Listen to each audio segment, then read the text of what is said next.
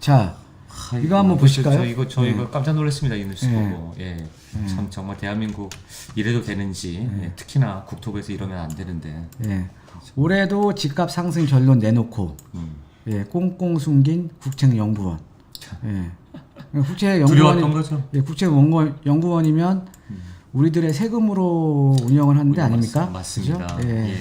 자, 뭐 확인됐다. 예, 국책연구기관에서 확인됐다. 예, 집값이 상승할 것이라는 집값이 상승할 것이라는 전망치를 내놓는 것으로 확인됐다. 예. 자, 그래서 상승률이 금리 인상에 따른 집값 안정 효과를 감안해도 올해 상승률이 여전히 플러스를 수렴할 것. 그치. 왜?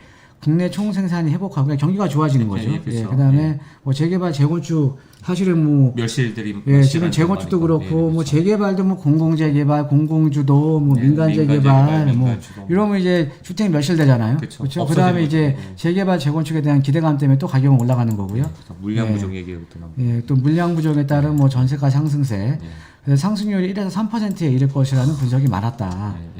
예. 자, 근데 그러니까는 이제 집값 전망 때마다 보수적이었던 아무래도 이제 국책연구원은 아무래도 이제 좀 보수적이죠. 예, 그동안 그래도 다 틀렸잖아요. 예, 매번 틀리는 말을 하다가 이번에 맞는 얘기를 한번 하려고 했는데 이제 국토부에서 그러니까 조용히 해라. 이런 거죠. 집값 상승을 예상한 것은 종부세, 양도소득세 중과 등 규제 일본도 정책이 공급 부족에 따른 집값 상승 압력을 누리기에는 역부족인 것을 방증한다. 지금 아까 제가 말씀드렸잖아요. 여러분 잘 알고 계시잖아요. 그러니까 7.10 대책 이후에 양도소득세 이제 양도소득세 중과 조치 10% 더 중과되는 것도 1년을 유예 기간을 줘서 물건들이 시장에 나올 것을 기대를 했는데 결론적으로는 뭐 시장에 나온 게 아니잖아요. 그렇습니다. 결론적으로는 그죠? 가격 빠진 것도 아니고요. 되려 뭐 개발 이슈라던가 아니면 개발 호재가 있는 지역들은 가격이 더 많이 올라 버렸죠. 그렇습니다. 예. 참 이게 이제 이렇게 전망을 이 보수적인 저 연구 단체에서도 이렇게 낼 정도인데 글쎄 너 입 다물라 그 입 다물라 라니 이 사람들이 눈치 보면서 발표를 안 했다는 거 아닙니까? 계속 올라가는 건 이제 이런 자료들이 자꾸 나오니까 이제 국토부 장관도 작년에 결국은 공급이 정말 문제이겠구나라고 생각하고 이제 공급 정책을 피는 것 같습니다 지금까지. 근데 중요한 거는 사실은 다 좋다 이거예요. 근데 저는 이제 이렇게 생각을 하거든요. 예전에 제가 그 유튜브 할 때도 한번 말씀드렸던 것 같은데, 그러니까 정책이라는 게 잘못될 수도 있습니다. 신이 아닌 이상. 그렇죠. 그렇잖아요. 네, 맞습니다. 그러니까는 정책이라는 게 잘못될 수도 있어요. 정책이라는 게 잘못될 수도 있는데 중요한 거는 이 정책이 시장에 먹혀 들어가지 않고 그다음에 잘못된 방향으로 가고 있으면 궤도 수정을 해야 되는 거죠. 그 포인트가 제일 중요한 것 같습니다. 궤도 수정을 해야 되는 거죠. 계속 안 한다는 거죠.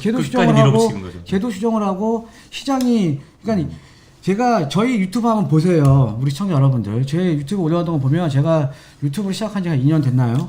2년 그전에도요. 이렇게 가면은 분명히 시장은 반작용으로 가격은 더 오른다. 시장은. 그러니까 시장을 힘으로만 누르려고 하는 거죠. 시장을 힘으로만 누르려고 하는 겁니다. 자, 그러니까 뭐냐면 모든 정책들도 지금 보면은 투기 수요를 억제하려고 지금 초과상관 다 태우는 거예요. 맞습니다. 그러니까 빈대 하나 잡으려고 초과상관 다 태운 겁니다. 사실은 지금. 자, 투기 수요를 억제하려고 대출 규제했죠. 그 다음에 세금 강화시켰죠. 근데 결론적으로 여러분 세금이 세율이 높아진다라는 거는요. 세율이 높아진다라는 거는 약자들한테, 그러니까는 상대적으로 최종 소비자한테 갈 수밖에 없는 거예요. 그러면 부동산 시장에서는 어떠냐? 세금이 높아진다는 거, 보유세에 대한 세금, 양도소득세에 대한 세금, 모든 세금이 높아진다는 거는, 자, 만약에 이런 거죠. 자, 취득세를 한번 볼게요. 취득세 올랐어요. 취득세 지금 다주택자가 내기 위해서는 8%, 12% 내야 됩니다. 근데 제가 8% 주고 제가 샀어요. 자, 나중에 매도할 때, 제가 매도한 가격에 취득세 안 올립니까? 취득세 제가 다 녹여야죠. 그죠? 자, 그러면 내 거를 사는 최종 소비자가 이거를 부담하는 거 아닙니까? 그만큼 가격이 더 올라가는 거죠. 이거는 누가 봐도 아는 거죠. 누가 봐도. 자, 그럼 보유세도 마찬가지잖아요. 보유세 내가 내. 그럼 나중에 팔 때 하는 양도소득세에 녹이던가 아니면 지금 살고 있는 세입자한테 좀 녹여야 될 거 아닙니까? 약자한테. 내 거를 지금 소비하고 있는 사람. 그죠? 그래서 월세 전세 올라가는 소비를 겁니다. 하거나 아니면 내 거를 물건을 사주는 이 사람들한테 올라가는 거 아닙니까? 맞습니다. 그렇죠? 이거는 누가 봐도 당연한 건데 그렇게 해서 시장을 누르겠다라는 게 그러니까 어떤 물건이 있어요. 어떤 물건에 대한 세금을 올려요. 그럼 그 물건에 대한 가격이 빠지는 게 아니라 그 물건의 세금을 올린 만큼 가격이 더 올라가야죠. 근데 거기에다가 부동산은요, 우리가 없어서는 안 되는 거잖아요. 만약에 이런 게 있어요. 만약에 자동차세에 대한 세금 올려요. 네. 올려요. 그러면 자동차 안 사는 사람도 있겠죠. 그럴 수 왜? 있죠. 걔는 자동차 없어도 우리나라 대중교통 얼마나 잘 돼 있습니까? 네, 그럴 수 있죠. 그죠? 네. 예, 그런 경우는 근데 우리가 부동산은 있어야 되는 거잖아요. 어디 가서 내가 잠을 자고 쉬고 그 다음에 또 쉰 다음에 또 충전해서 나와서 일하고, 그죠? 의식주와 관련된 걸 이렇게 해버린다라는 거죠. 부동산은 기호식품이 아닙니다. 그러니까요. 일단 이 뉴스 자체가 대표님께서 과거에도 이런 얘기들을 많이 해주셨는데 사실은 조금만 더 생각해 보면 결국은 피해는 고스란히 돌고 도는 악순환으로 결국 임차인과 전세 월세에 살고 있는 사람들한테 돌아가는 마련인데 참 안타깝습니다. 자, 그러니까 지금 항상 이게 그러니까는 정책이라는 게 뭐가 잘못된 방향으로 가고 있고 그 다음에 시장이 이거에 대해서 지금 그 반작용을 하면 네. 가격이 치솟거나 지금같이요. 네. 예, 그러면 당연히 정책적으로 좀 궤도를 수정을 하는 게 맞는 거죠. 예, 그죠? 예, 얼마나 지금 사실 저 요즘에 제가 이제 상담을 해보면요, 젊은 분들 상당히 진짜 많거든요.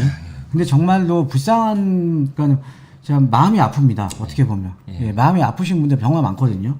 예, 그러니까는 여유가 돼요. 집을 살 수 있는 능력이 돼요. 그러니까 두 분 맞벌이가 오셔서 집을 살 수 있는 여유가 되는데 단지 지금 돈이 시드머니가 없을 뿐이에요. 시드머니가. 근데 이분들이 대출을 받으면 집을 살 수 있어요. 대출을 받으면. 젊기 예. 때문에 또 가능한 예. 거죠. 예. 그런데 시드머니가 없고 대출이 안 나가 집을 못 사요. 이런 분들도. 그러니까 직장도 좋아요. 그런 분들이. 예, 직장 좋습니다. 직장도 괜찮고 이러신데도 불구하고 못 사는 거예요. 안타깝죠. 예.